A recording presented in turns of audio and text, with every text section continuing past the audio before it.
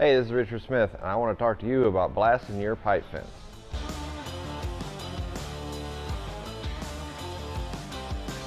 One of the main mistakes I see that people do when they're painting their fences, be it a pipe fence or wrought iron or some kind of decorative gate, is that they don't prepare the surface properly. They don't have it blasted.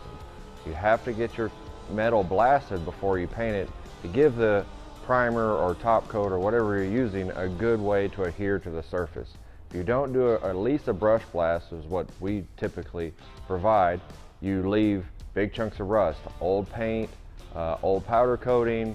You don't get in the little nicks and crannies. So then when you go back and try to paint your fences, whether you're putting down your primer, say it's a Kim Kronick from Sherwin-Williams, or you're just straight top coat with either a Rust-Oleum or another direct to metal, that paint has nothing to adhere to. You have to give it some way for the paint to grab on. It has to have an anchor profile is what we call it.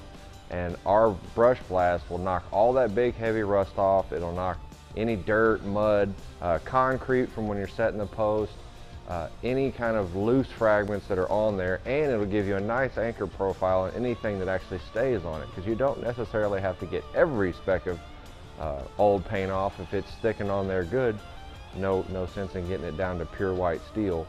But it's very important that you at least rough up the surface, get the rust off, get the dirt off, get any foreign contaminants, concrete, putty, paint, welding, slag, anything like that that's on there.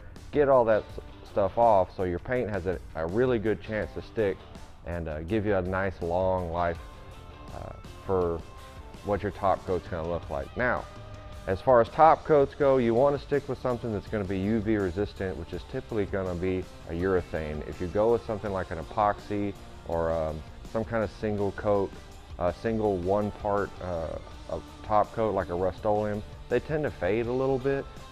You can always reapply, but make sure you rough it up with some sandpaper or wipe it down with some acetone or some kind of paint thinner to prep the surface, get any oils off, get any residues off that may have accumulated, mold, things like that, before you go putting another top coat on it. But what I suggest is if you do a good blasting, then you might as well put forth the effort to put a good primer, be it a Kim Kronick, or something like that that's a direct to metal primer, and then top coating it with at least 2 coats of a good solid urethane. That'll give you a nice long life of your fences. Down here in Texas, the sun beats down on it, especially if you paint your fences black. Make sure you get something that's UV resistant, so you get the 10 to 15 years out of your paint that you really want. You're not out there every summer painting a hot fence. So if this helps and you want to hear more information about what we do and how we blast, make sure you subscribe below, click the little bell for your notifications, and we'll see you next time.